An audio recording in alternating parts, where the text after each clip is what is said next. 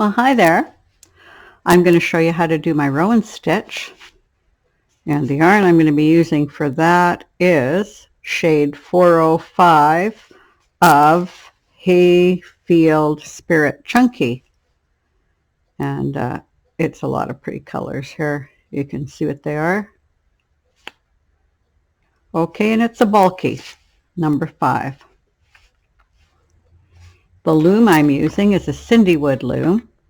This one has 42 pegs. It's a 5/8 inch gauge.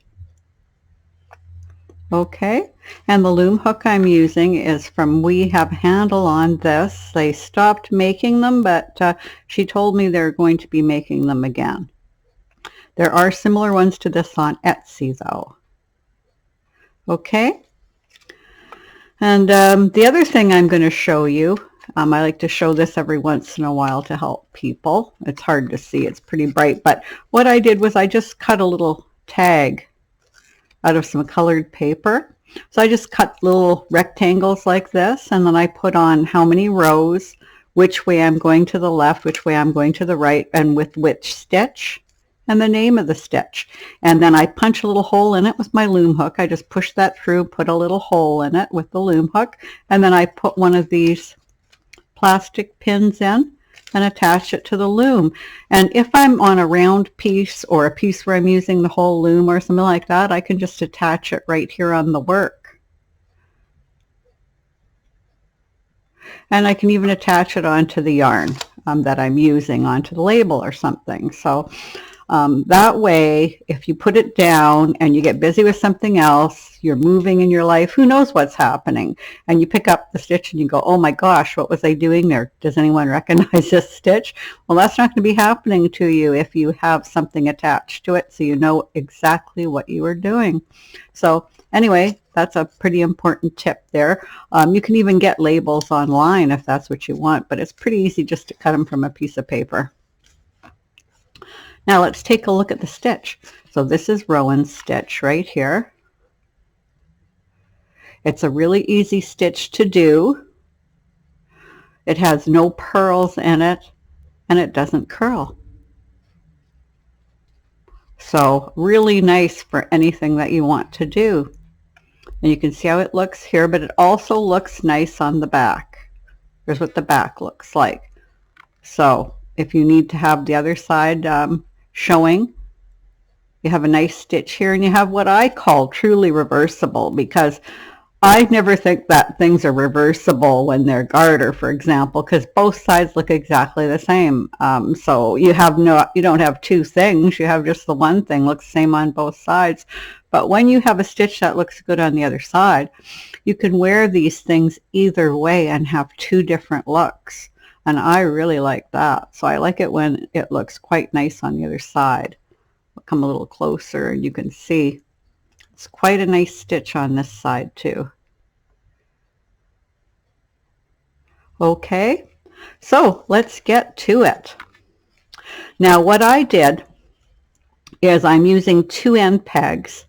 If I was doing a bigger piece, I might use more end pegs, but I'm using 2 end pegs for my side stitch. Okay, and I'm using 2 end pegs here. So I've marked those 2 end pegs with a dark stitch marker.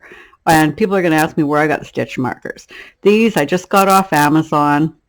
They're really easy to get. You just put in your search that you want needle knit stitch markers, and or silicone ring stitch markers, or whatever you want, and it's size small, and the size small fits right on here very easily. So I got blue, and then I have orange here. And how you're going to do this is you're going to mark every second stitch, and you might not have to mark them. You might be good enough you remember, but I think it's just much easier to mark these stitches. So every second stitch. And because it's such a small piece, I started the stitch right after here. I'm doing a bigger project, so when I do that, I'll show you how I marked it for a bigger project. But this was just so I would have the owl eye border here, which blends right in. and I would have a bit of a owl eye border here, which blends into the stitch, and it gives it a better border because it's a tighter stitch, but blends in really, really nice. So I'll give you a tip how to do it. I will link this cast on, or this bind on, and it's the chain, crochet chain cast on, so it'll be linked right on this video, and I'll link the cast off that I would use. Also, I'll be showing you how to do owl eye stitch, so you'll know how to do that, and the border. You'll be seeing the border as we go, but all I did was cast on, and then I did about 3 rows of owl eye. I wanted to get it to be, I have a 2 peg border. I wanted it to be about the same width as this border. Okay, so there's enough tips for you to just do a project in it. It looks good in the round too. So you can do almost everything with it. Blankets, scarves, hats, cowls, shawls, you name it. And if you want to get a looser shawl, you'll just get a looser pattern. So you could do it quite lacy if you want. It still looks good. Okay, so let's get started. So I've already started with these 2 pegs, so I'm going to do my stitch for row 1. So row 1 is pretty easy. It's just owl eye.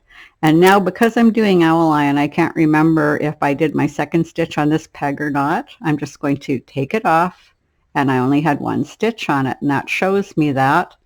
So I'm going to go over this again in a U-wrap, and then I'm going to come back and go over it again and over the 2nd peg. And that's how you do owl eye, and I'm going to do it nice and loose. Whatever peg you're on is peg 1. You're going to come over peg 1 and 2 and just knit them both off. You're on peg 1, go over 1 and 2, nice and loose, and just knit them off. On peg 1, over 1 and 2, knit them off. On peg 1, over 1 and 2, knit it. Very easy. On peg 1, over 1 and 2, knit it. On peg 1, over 1 and 2, whoop, busy looking at the camera, where the camera was showing instead of what I was doing there. It doesn't work too good.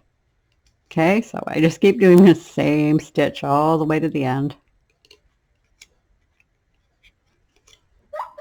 Okay, and I'm at the edge. So this is my owl eye edge here. Come back. And I like owl eye borders for my non-curl stitches.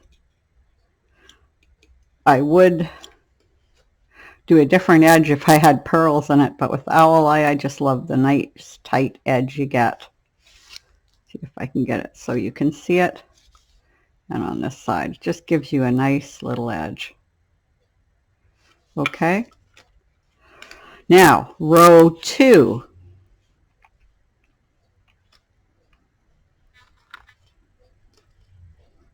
And I went too far ahead here.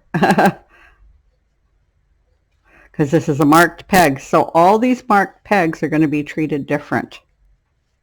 Okay, that's why we marked them. So on row 2, we treat them different. So what we're going to do, and we'll get nice and close here, is you're going to go under it as if to purl.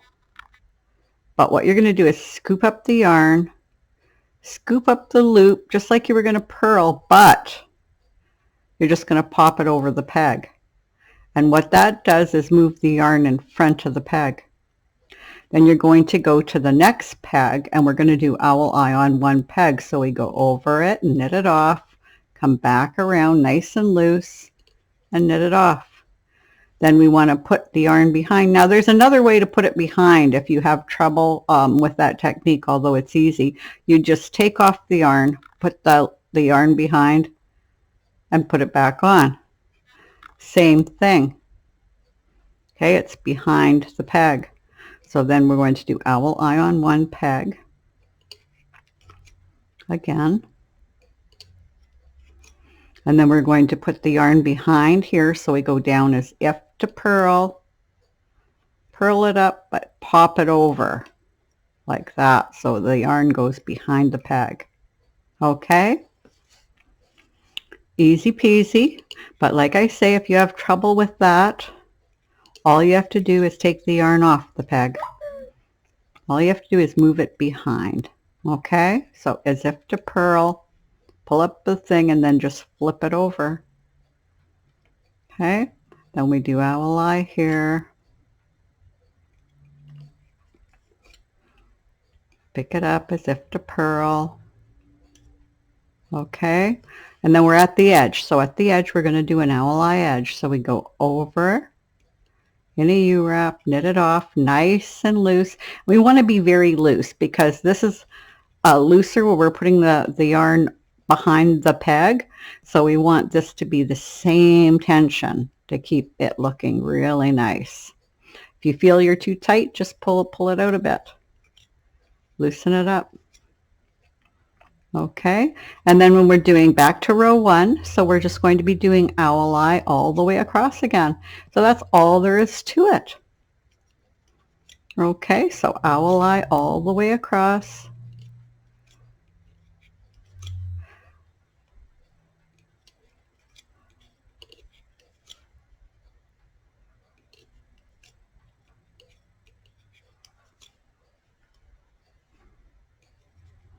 If you haven't done owl eye before, I have lots of videos on owl eye. Wherever your yarn is, you're on peg 1, you go in front of 1 and 2 and knit them off.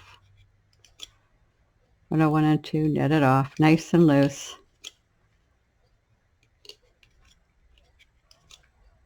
And we come to the end.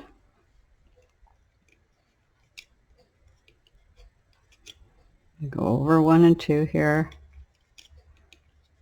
And now we want this to be nice and loose, so we can even loosen it up to make sure it stays loose. Knit it over, do our second stitch on here. And now here we are on an orange peg.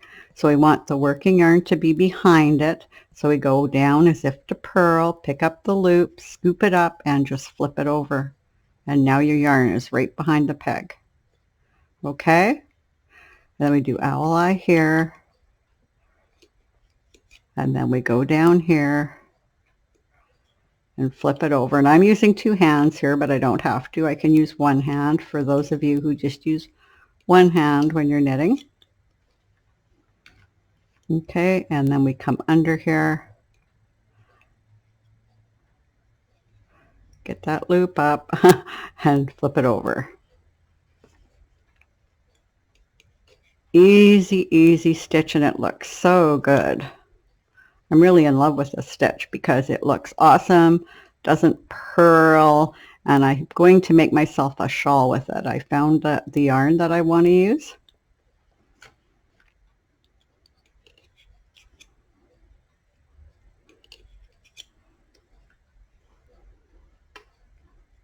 And because the stitch actually has a lot of texture to it, even with a real colorful yarn, oop, I did that wrong.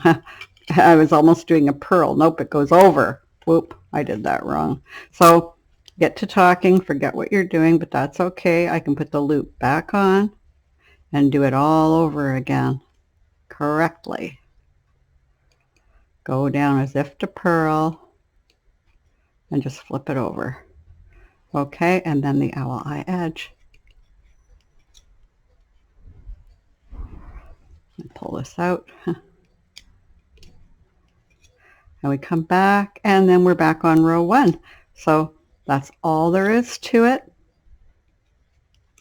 And you can have a look and again and see what it's like. It has a nice stretch to it. Nice stretch both ways. And actually, if I stretch it a bit both ways and have it in the light, you can see a little more what the pattern looks like and what it would look like if it was more lacy.